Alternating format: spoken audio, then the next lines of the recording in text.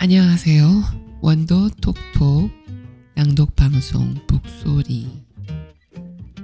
오늘은 몇 번째인지 모를 정도네요. 벌써 챕터 2개가 넘어갔고요. 전체 책이 챕터 3개로 나누어져 있는데 오늘 시작하는 3번째 챕터, 마지막 챕터인 거죠. 제목이 너무 좋네요. 제목이 옆에 서기. 챕터 안에 또 22개의 글들이 아름답게 수줍게 있네요. 읽을 생각하니까 막 가슴이 말랑말랑? 제가 이 책 읽으면서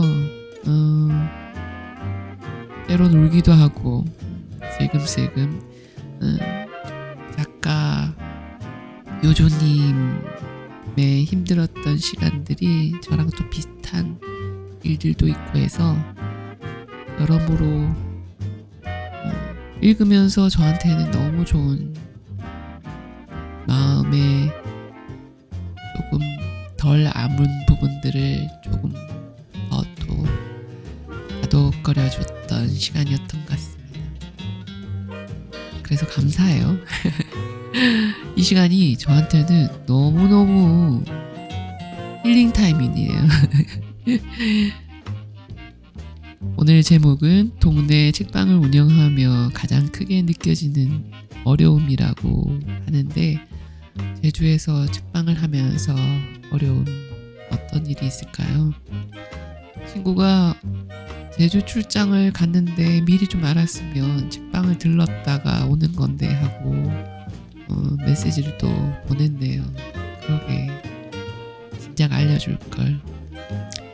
일단 먼저 읽고요. 언젠가 또 책방 가볼 날이 있기를 기대하면서 오늘도 기쁜 마음으로 시작합니다. 조금만 기다려주세요. 동네 책방을 운영하며 가장 크게 느껴지는 어려움. 동네 책방을 운영하시면서 가장 크게 느껴지는 어려움은 무엇인가요? 인터뷰할 때마다 빼놓지 않고 이 질문을 듣는다. 글을 쓰면서 혹은 뮤지션으로 살면서 가장 힘든 일이 무엇이냐는 질문은 거의 들어본 적이 없는데, 책방 주인으로는 어느 자리에 나가도 꼭 이 질문을 듣게 된다. 이유가 뭘까? 작가나 뮤지션과는 다른 어떤 연민을 불러일으키는 분위기가 책방 주인으로 임한 나로부터 느껴지는 것일까? 혹은 이미 정답을 알고 있는데 확인하고 싶어서일까? 나는 매번 돈이라고 대답한다. 그러면 상대 쪽에서는 언제나 그럴 줄 알았다는 반응이다. 역시 장사가 잘 안 되시죠? 요즘 다들 책을 안 읽으니까요 하고 진심으로 이해해준다. 분위기가 허락된다면 나는 다음과 같은 말을 이어서 한다.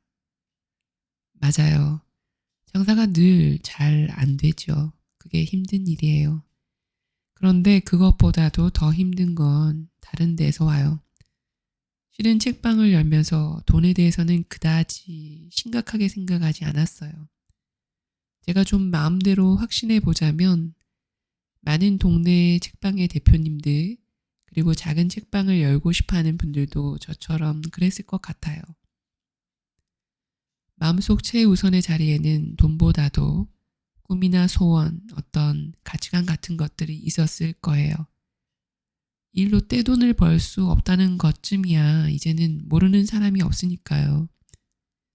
그런데 장사를 할수록 제가 이상해지더라고요. 분명히 호젓하고 여유로운 책방이 되기를 바랐으면서 정말로 손님이 너무 드문드문 오니까 마음이 불안하고 초조해지고요. 혹시 책이 너무 안 팔리는 건 내 큐레이팅에 문제가 있어서일까 하는 생각이 들면서 점점 내가 들여오고 싶은 책보다도 잘 팔리는 책에 기웃거리게 되고요. 손님이 들어와서 책을 살 수도 있고 안 살 수도 있는 거잖아요. 그런데 책방에 와서 이 책 저 책을 한참 구경해 놓고서 10% 할인해주는 온라인 서점을 통해 책을 주문하는 것을 보거나 사진만 한창 찍고 그냥 나가는 손님을 보면 속에서 부글부글 하는 것이 느껴져요. 돈에 연연하지 않고 살기 위해 마련한 공간 안에서 아이러니하게도 점점 돈에 연연하는 사람이 되는 거예요. 너무 웃기죠. 1순위가 돈이 아닌 삶을 위해 필요한 1순위가 돈이라는 게 그렇게 변질되는 저를 대면하는 일이 괴롭습니다. 위에 적어 놓은 대로 분위기가 허락되면 하는 말이다. 왜냐하면 아무래도 조심스럽기 때문이다. 나는 어느 정도 안정적이고 수혜를 잇고 있는 책방 대표라고 생각한다. 손실을 메울 수 있는 다른 직업과 수입이 있고 서울에 있을 때보다 상대적으로 무척 저렴한 임대료로 제주에 머물고 있다. 서울에서처럼 다음 달 월세를 낼 수 있을지 전전긍긍하지 않는다. 그럼에도 불구하고 돈은 벌리고 있다고 말하기 늘 초라한 수준이다. 최근에는 도서 정가제에 관한 기사들을 열심히 찾아보고 있다. 솔직히 말하면 도서 정가제를 없애느냐 유지하느냐가 이 정도로 분분한 이슈인 줄 몰랐다. 내 주변에서는 거의 도서 정가제는 유지되어야 하며 가능하다면 완전 도서 정가제로 더 강화되어야 한다는 입장뿐이었고 나 역시 같은 생각이었기 때문에 반대쪽 입장에 대해서는 너무 무심했던 것이다. 그러다 얼마 전 곧 다가올 도서 정가제 재검토를 앞두고 칼럼을 하나 써줄 수 없겠냐는 청탁을 받았고 비로소 사람들은 이에 대해 어떻게 생각하고 있는지 도서 정가제에 대한 다른 의견들을 찾아보게 되었다. 그리고 내가 몰랐던 것들을 많이 알게 되었다. 책값이 너무 비싸다고 생각하는 사람들이 정말 많다는 점. 누군가에게 책은 소설이나 시집이지만 누군가에게는 문제집과 참고서를 의미하기도 한다는 점.